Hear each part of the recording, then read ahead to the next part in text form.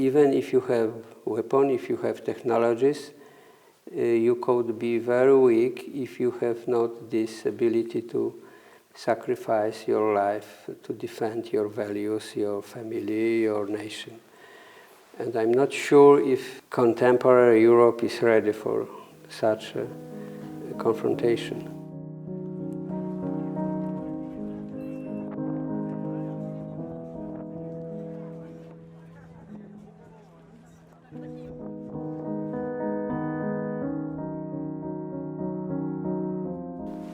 We're ready? Okay.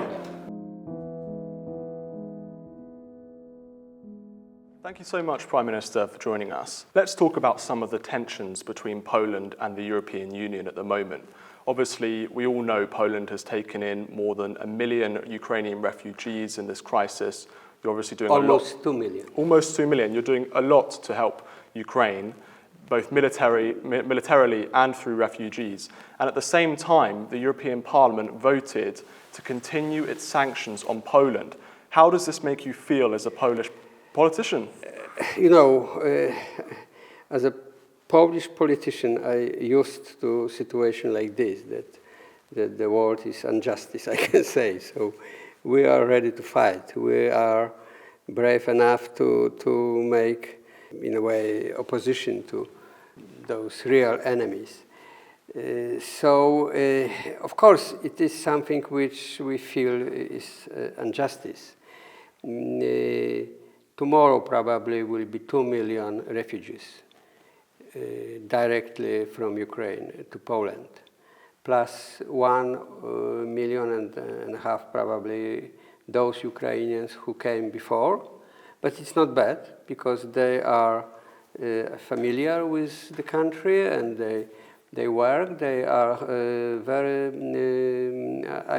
this Ukrainian minority, working minority, because there are mainly economic immigrants.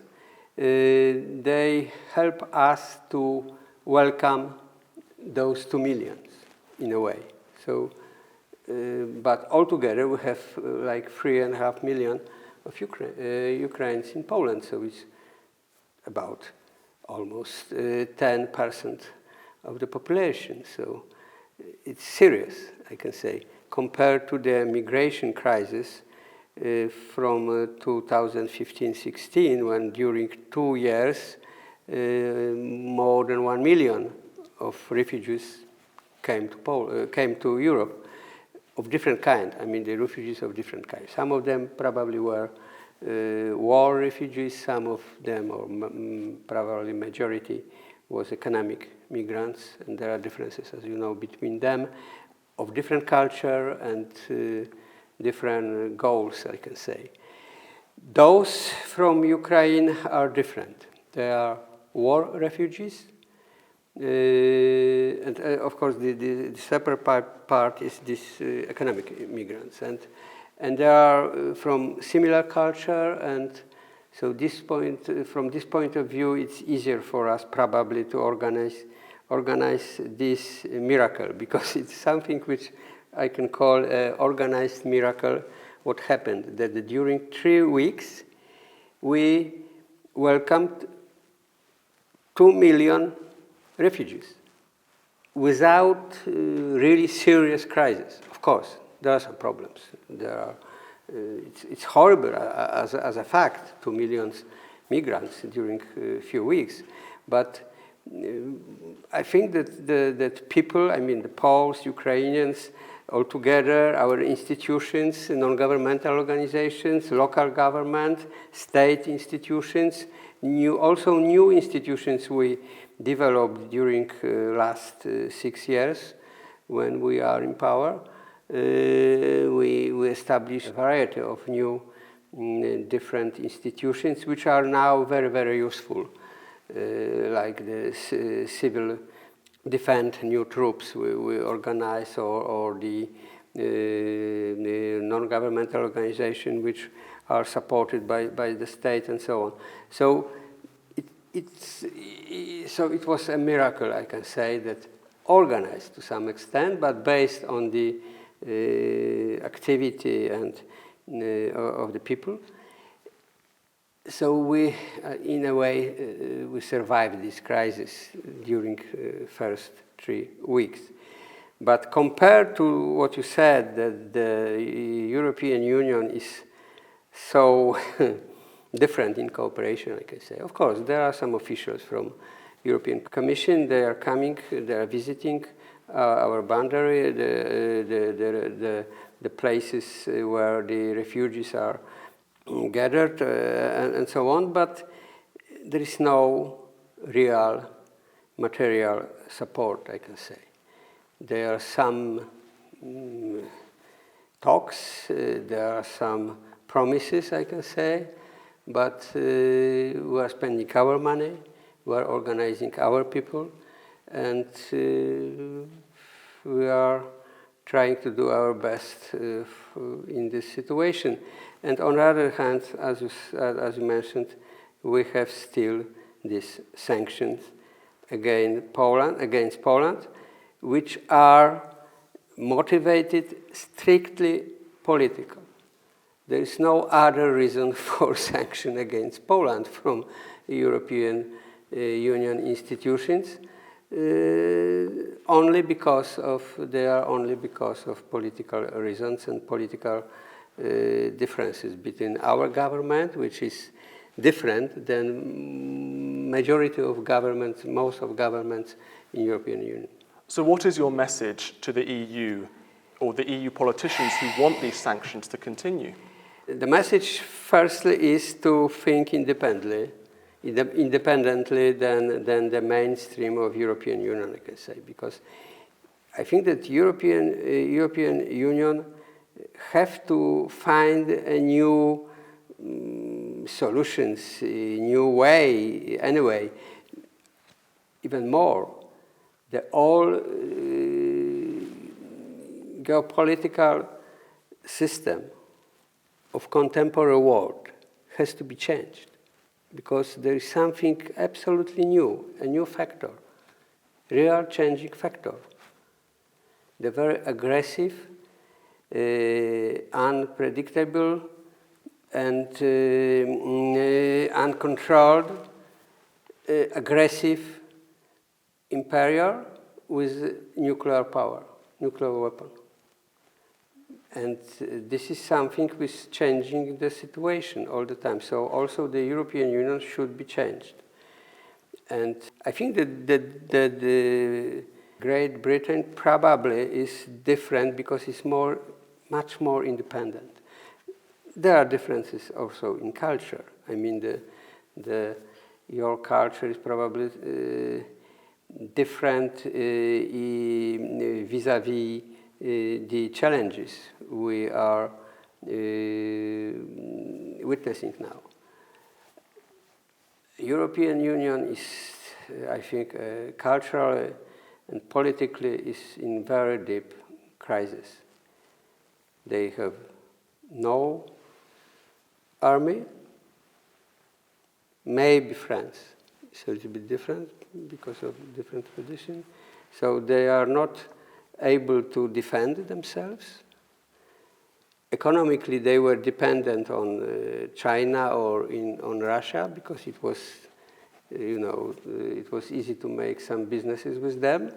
But the consequences of this are that the energy system is completely dependent on Russia, and economically they were, I mean, the huge economy, European economy was have been dependent on China, and the crisis, the pandemic crisis, shown us this. So, in this context, we can say really that we need a new relationship with Britain. We appreciate the visit of your Prime Minister, for example. It wasn't so easy for European leaders to accept our position in this crisis. I think that the British Prime Minister understands better this than our European partners. What does Britain mean to you and to Poland?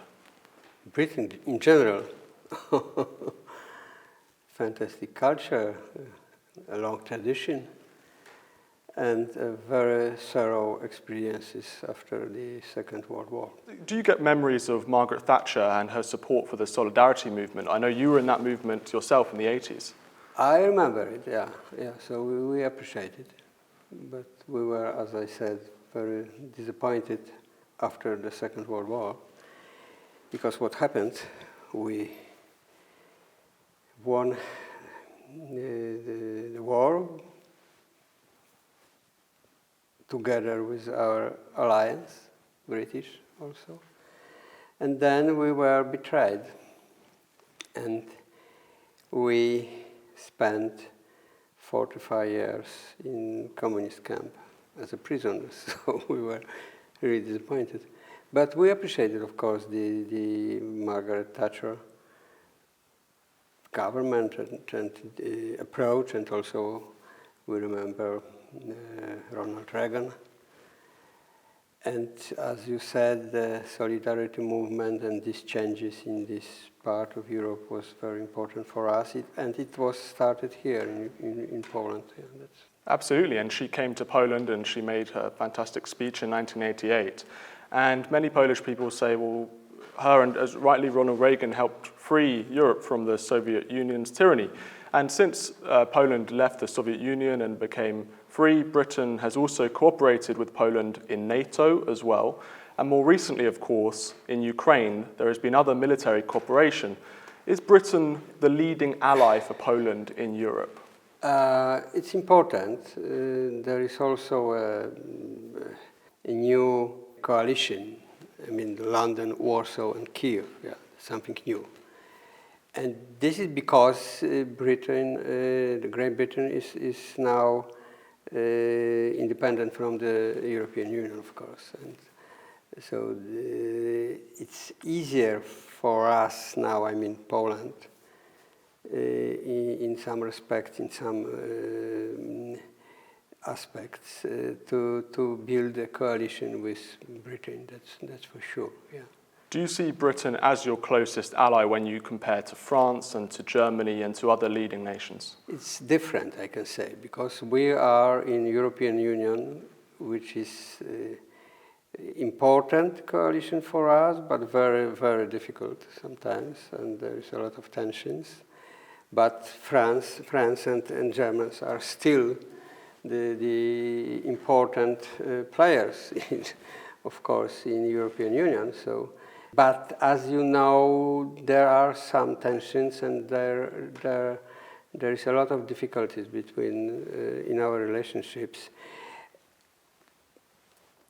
Great Britain is outside the European Union, so the relationships are different, and it's easier for us to be, to not take into account all these limitations, which are connected strictly to the European or European Union politics, which was or has been independent from Russia. The politics was, I mean, the relationship between European Union, mainly Germany, and Russia was catastrophic, I can say, for years. And we, as a part of Europe, of European Union, sacrificed because of these relationships and because of this dependency. I mean, economic, mainly stemming from the energy policy, but not only. Now, some in the EU claim that the European rule of law is the highest law in the land, and that Poland is attempting to undermine that through laws that you're instigating. And they also talk about the independence of the judiciary in Poland no longer being independent because you appointed these 5 judges and you sort of overrode the precedents to do that. So what do you say to these accusations that Poland is breaking the crucial thing for an independent democracy, the rule of law?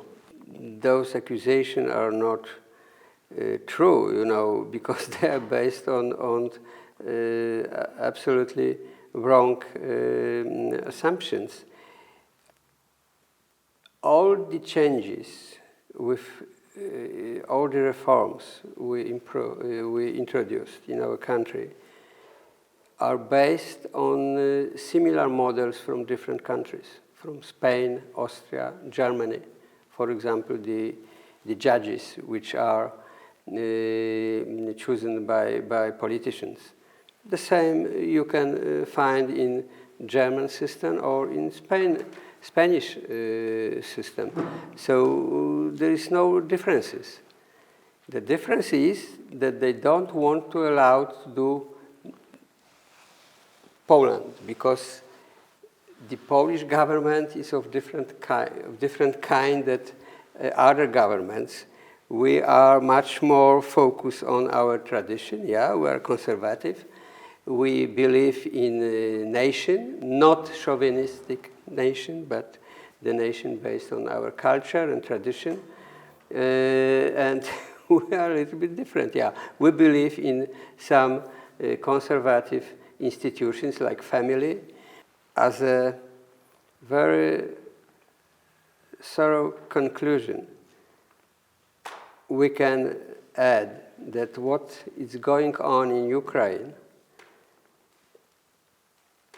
proves that our program is absolutely right, because the war in Ukraine, after these first 3 weeks, shows to everybody, to the whole world, that the real future of nations depends on the ability to defend the nation, the community as a whole, and it depends on ability to sacrifice your life for your nation, which is absolutely new evidence in contemporary world. We forgot about it. You know, this kind of values, that to be ready to sacrifice your life for your community, for your nation, for your state, is something strange in contemporary world. People do not want to discuss about it. And now they have to witness it, because it's in Europe, in Central Europe. It's 20 kilometers from the boundary of European Union. There was an explosion, a huge explosion. Almost 40 people have been killed, 20 kilometers from Polish boundary. So it's something which is changing our world. That we have to be ready for such sacrifices. We, all of us, not only hired soldiers or some selected troops, something which is outside of us. No. Our families, our cousins, our acquaintances, friends, all of us are in Poland, we are feeling this. In Europe, I don't know if they really feel this dangerous. It's quite different situation, and which shows us that really there is a change of the priorities.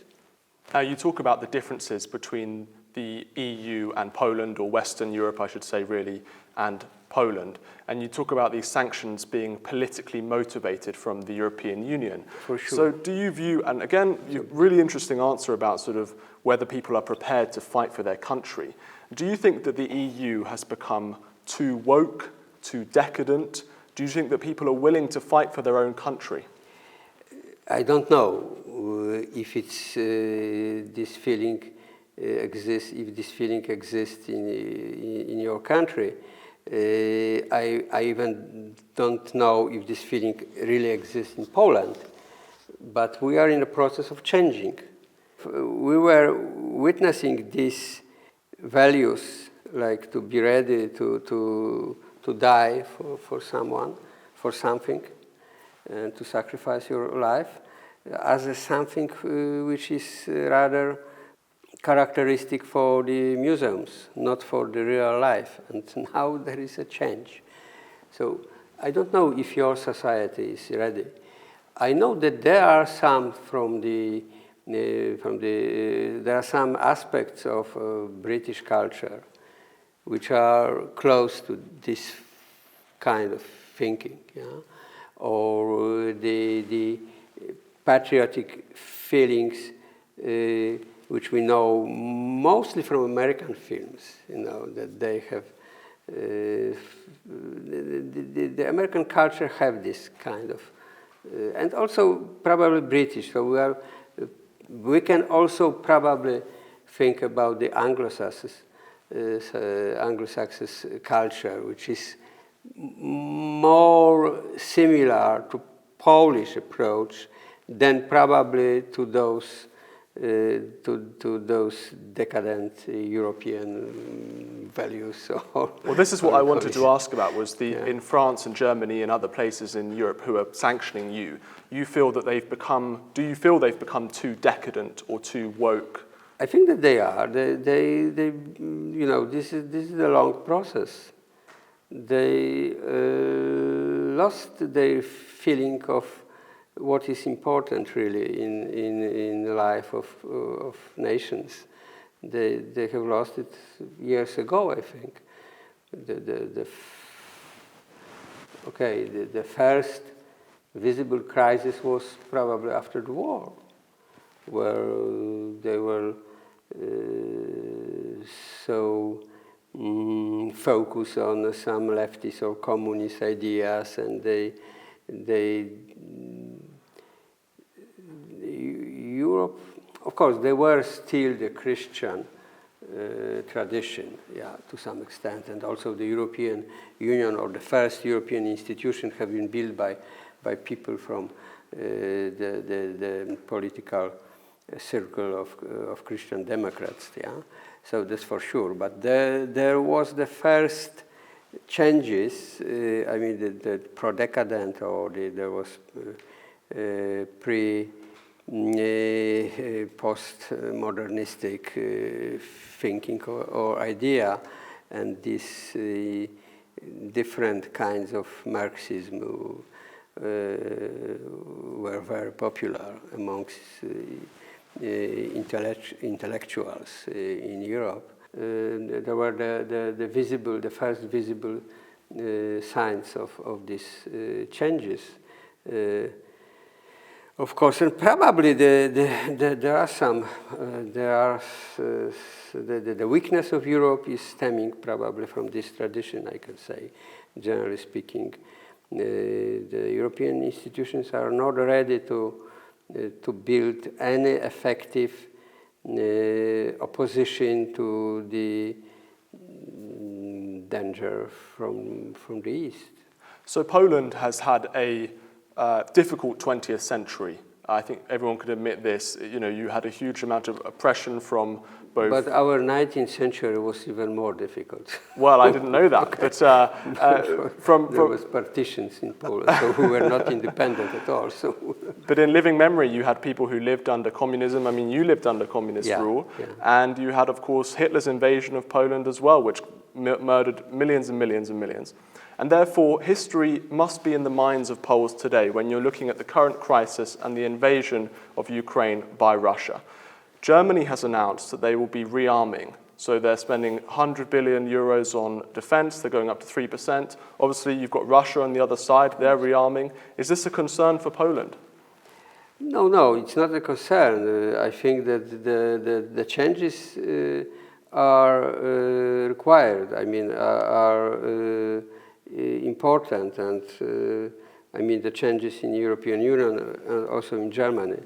But the problem is also that there's also another problem in Poland, that there's no one Poland because of these historical changes, because also of this almost 50 years of communism in Poland. We are very deeply divided. as a nation, as a state, and also as the result of pressure from both sides. So the Putin and also Germany, they were interested in dividing Poland and in building, this furious aggression in the country. And also during last 6 years, we experienced a huge tension from outside, supporting opposition in an undemocratic way, I can say, because our opposition established a new kind of activity. They called themselves as totalitarian opposition, which means that they, as a matter of fact, they do not respect the results of 7 elections in a row. We win 7 elections, I think, and one by one. But they didn't want to respect the results of this election, and they treated us as someone, strange, which can be also punished by European Union, by more civilized institutions, European institutions, which are wiser than we are and more matured, even those language that we are not matured enough to have the same rights like Western countries. So, for example, these changes in our judicial system, which are similar to German or to Spanish, were not allowed for us because we are not matured enough, according to them. So Spain after Franco was much more matured, according to those statesmen, than we. As I said, so our situation here in Poland, because of these tensions between our government and the European Union, is still difficult, and the sanctions are not understandable for us, and of course there are injustice, and they are against the treatment. I mean, they are against the European agreements. Now, a prominent Polish politician recently or relatively recently, I should say, talked about a Fourth Reich, which is, I think, a slightly exaggerating point. But still, there are people in Poland who are afraid that Germany within the EU is sort of, again, becoming far too dominant. Are you concerned about this issue? We are concerned that the Germans are dominant by their economic power and their political power through European Union institutions. That's something which is, of course, difficult for us. So I agree that this is something which is my concern. Yeah. Now, again, focusing on Germany, do you think this current crisis in Ukraine is as a result of German foreign policy and energy policy? So Merkel's legacy is one of building Nord Stream 2, which is 95% complete. And obviously, Germany still spends a huge amount of money on Russian gas. So in a way, they're indirectly financing Putin's war. So do you think that Merkel's legacy is this current invasion of Ukraine? I think that I already said it, that the war is caused by this politics, that's for sure. And we have a saying in Poland that this is not the phenomenon in this way, because I should say that this is not the war, this is the result. I mean that it is war, of course, but the war is the result of the politics, of this European, mainly German, approach to the relations with Russia. And the European Union became dependent on Russia. What about this issue of an EU army supplementing NATO? Are you concerned about an EU army as a result of this crisis? We even suggested that the European Union army could be a good solution. But it doesn't happen. It haven't, it didn't happen for years. So I do not believe in European army, and the European army means that Germany should survive there. Yes? It's not a good idea, probably. I prefer Nato when the rule of USA and Great Britain is more important for me. So it's not stabilizing, probably, the situation. I do not believe in European army. I don't know if maybe it's possible to. Of course, some of European armies should be reinforced. That's for sure, because they are too weak compared to what we have of the East. But there's a new factor which we also we have to be aware of it because of the war in Ukraine. That the army, as I mean the tanks or these installations and new technologies which are of this maybe of great importance nowadays, is one side. But on the other side, you have what we mentioned already: culture and this power of spirit, yeah, or this ability to fight for your nation. And as we can see in Ukraine, it is something which is absolutely the most important factor. Because even if you have weapons, if you have technologies, you could be very weak if you have not this ability to sacrifice your life to defend your values, your family, your nation. And I'm not sure if the contemporary Europe is ready for such a confrontation. Now, there is an idea that there are two visions for Europe and for the EU. The first one is one that Brussels wants, so it's of integration, of federalization, of centralization. You mean the more European Union? Exactly, and many people say that this crisis may bring more and more European Union together, and people will push for more integration as a result of this Ukraine invasion.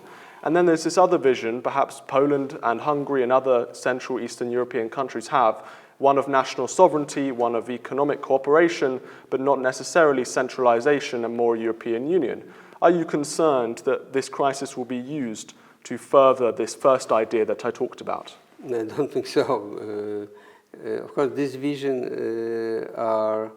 have been exist in European Union for years, and also these tensions we mentioned, we discussed already here, are connected to these two visions. Yeah, the first, of course, it's a utopian model of European society, which is, as I said, very naive and utopian. And we know what does it mean, utopia, which you want, which you are trying to introduce. It caused a lot of victims and a lot of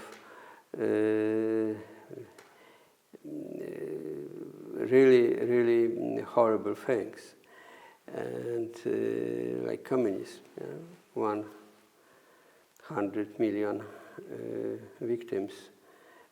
So this is absolutely ideologically and politically unreasonable solution. The life of human communities has to be based on real, proved, and good working institutions.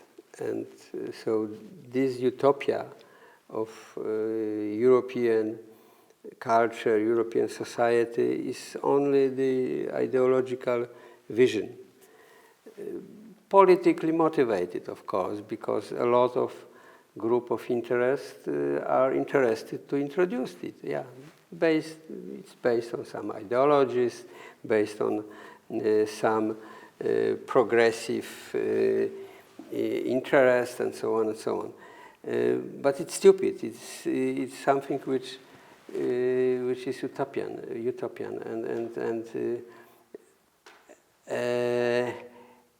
and on the other side, of course, we are for those institutions which are effective, economically, culturally, and in other. I mean, Poland, to some extent, Hungary, of course, some others, probably European conservatives, based on some institutions which are really good acting, good working institutions, solving people's problems, satisfying their needs, and so on and so on, in general.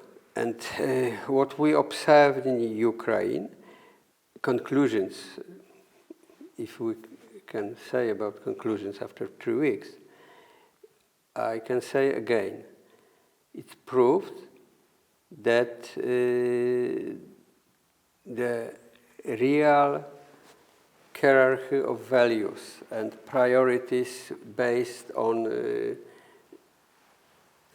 stabilized, basic social institutions like family, like nations, like some systems, educational system, which is connected to the value I mentioned.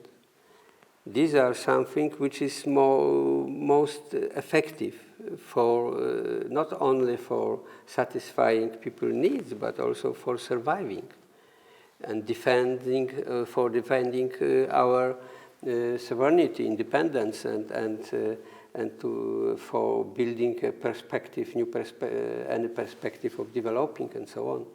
So I mean that the real conclusions, meaning, and results of this war is that these experiences from the Ukrainian war support our vision, not the vision of something which is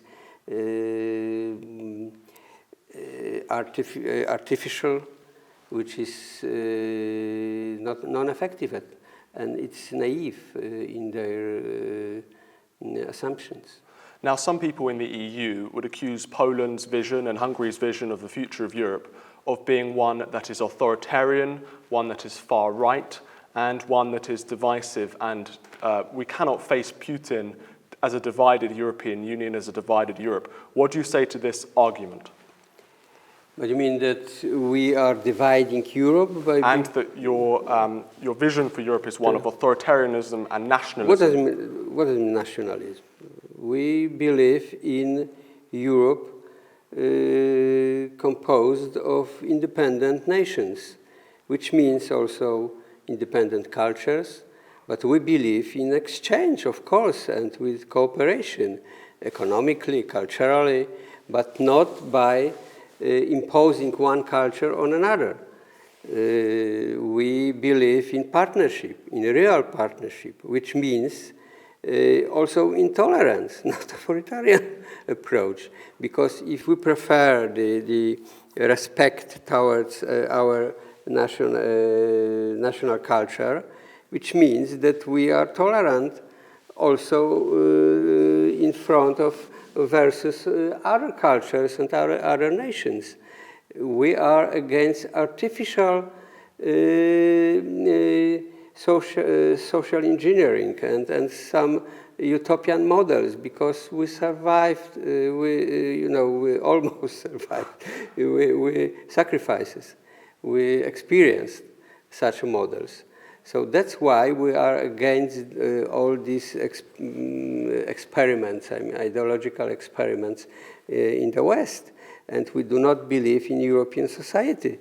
We believe in European, how to call it, civil society in a way, yeah, but based on different nations, natural social groups and cultures and so on. This is a kind of propaganda that we are far rightists, as you say. Yeah? Too far rightists, what does it mean? There is not enough tolerance on the side of our opponents because they do not respect us and our approach, our visions and our opinions. So it's not true that we are trying to build an authoritarian and populistic. What does mean populistic? Where is the limit of being populistic or democratic or of just elected during the democratic election? Let's talk about the war in Ukraine. Now, there's been much talk about Polish fighter jets being sent to Ukraine to help them fight against Russia. However, this hasn't happened. I believe that Poland requested for these fighter jets to be sent to a US military base in Germany and then to be flown to Ukraine from there. Why can't these jets go directly from Poland to Ukraine? Because of the Nato regulations, and the problem is, of course, that we would like to and we are trying to make a real help, real assistance to Ukraine. What they need more is the free flight zone, or as you say, the aircraft, the jets. This war, the most effective weapon against Russians. But because we are members of NATO, we have to make our decision together. This is the logic of NATO and the power of NATO, of course. If we decided to be much deeply involved in the war as a country, we will break the rules of NATO, and it would be a real danger not only for us but for everybody, I think. Because probably Putin could answer not only to Poland but to NATO, and the risk is too much. So the decision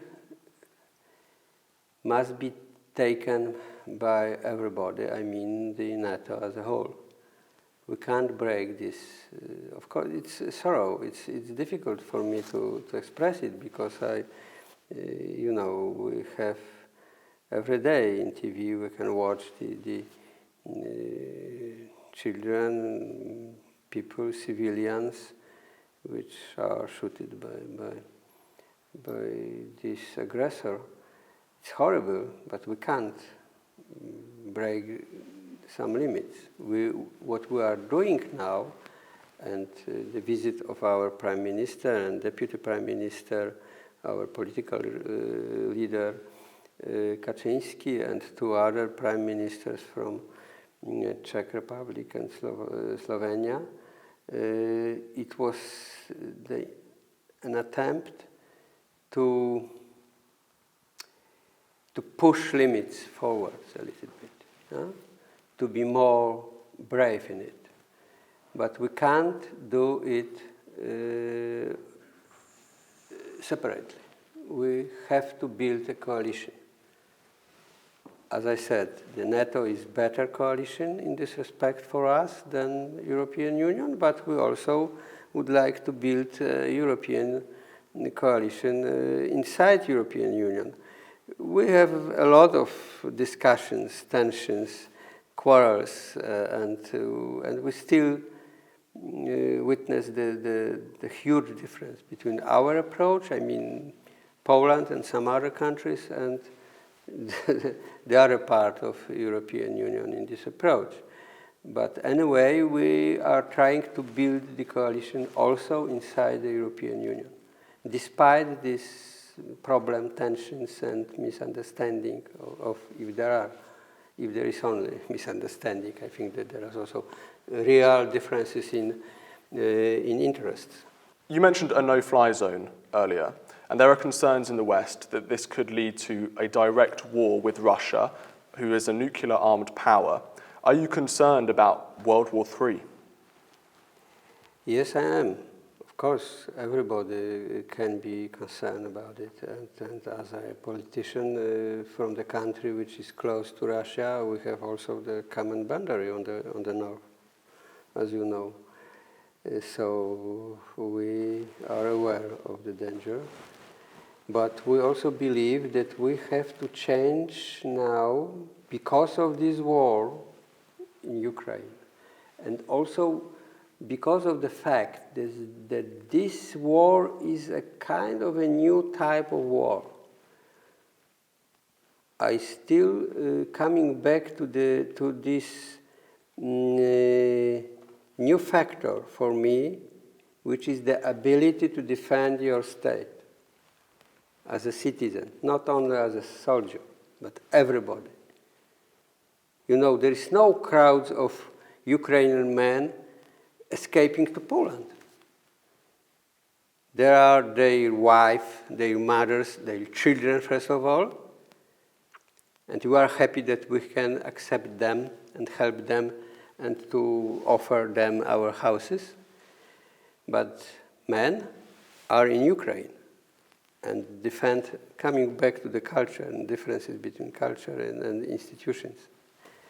How you can explain those phenomena, which is natural for Ukrainians, and thanks to this phenomenon, they can defend their country, and they defend Europe, probably the civilization, because they are ready to defend, they are ready to even, you know, this is really serious. They are ready to sacrifice their life. As man has to do it. Has to protect their wife, children, country, and also friends and neighbors. This is a new factor. This is a new factor. If we will be ready to do it, which means that we believe in some values, some basic values, which is our families, our nation, our culture. If we believe in this culture, we will be ready to do something which is unbelievable for the rest of the world, probably. And we are ready to defend our country in the circumstances where you have the biggest imperium, or they claim to be the biggest years ago. I mean the Russians, yeah? They are ready to defend. So this is a new factor and new situation. So we must be aware that world is changing. World is changing. And probably during these 3 weeks of war in Ukraine imposed by Putin, something was changed in the world relationships, and we must be aware of it. So, of course, there is a danger of the nuclear war, but on the other side, there is something is changed. And something significant and very important. So we have to be brave. We have to be brave. We have to be ready to sacrifice our life for something which is much more important. We, all of us. Our leaders went to the middle of the war yesterday. I don't know if there is any case of this kind we can compare to. Of course, Lech Kaczyński, the brother of our leader, was in Tbilisi during the war, but the war was a little bit of different scale. And he was also with some leaders from Central Europe at that time. And probably they stopped Putin in Georgia. Yeah? It was 2008. And probably our leader lost his life 2 years later because of this fact that he was ready to go there that time to Georgia and he stopped Putin in a way. So sometimes you can change the history and is Poland, obviously you say you've taken in almost 2 million refugees since the war started. Is Poland concerned that some of these refugees could be Russian saboteurs? Are you concerned about other security issues with all these people flooding into Poland? We are aware of this kind of dangers, but this is not a case now in Poland. Not at all. We have some different difficulties. We have, of course, our securities, our security services, they are working all the time. But on the other side, we are aware that we have had the Russian space here also before. Remember that we spent like almost 50 years in the system. And one of the main reasons of our difficulties nowadays, tensions and the divisions and the discrepancies between people here in the country are stemming from this fact that there are still very strong, a huge number of people which are post-communist in a way, some of them mentally, but most of them by interest. I mean, because they inherited some estates, some properties, and so on. And this is still a huge number of people. And so they are, in a way, also mentally connected to the system, to the communist system. So in a way, some of them are of the same type of people like Putin, because they were in the same institution, the same kind of institution, Russian institution. They were Polish, but they were fully controlled by Russians. And so the Putin was a good crony, a good colleague of those people who are still active in public life in Poland. So you must remember also of that we have not only naive idiots, yeah, you know this term. Useful idiots. Yeah, you have you could be some people who are agents, but also quasi agents. They are supporters. They are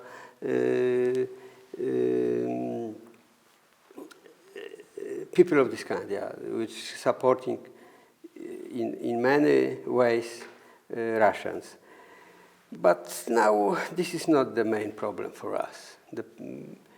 The post-communist is a problem, but but people cooperating with Russia, contemporary Russia, is probably not the real problem. Well, the reason I ask is because in Belarus recently, Poland had a problem where Putin was sending alleged refugees to the border, and obviously you stopped those refugees from coming for very good reasons. But there must surely be some people who have come over the border in the last few weeks who are Russian agents, for example. Have you not experienced any of this? Probably there are some, but as I said, they are not a problem for us. And we were defending these quasi-refugees, because they were mainly economic immigrants, not because we were, mainly because we were afraid that there are spies or of these agents or something like this, but because it was the hybrid attack on our boundaries, and it was pushed by Lukashenko, and Putin, it was a kind of war against us. And we were able to defend it because it's not only because of spies, but because of this hybrid war, which is a new kind of war. So we are not afraid of this kind of war now because we are ready to defend it. And as I said, there are post-communists in Poland, but even most of them are not connected to the contemporary Russian Federation. I mean, this is not something which is a real danger for us. I mean, from inside. Prime Minister, thank you so much for your time. I really appreciate it, and this has been really interesting. Sorry for being so tired a little bit. You know, we are working very hard.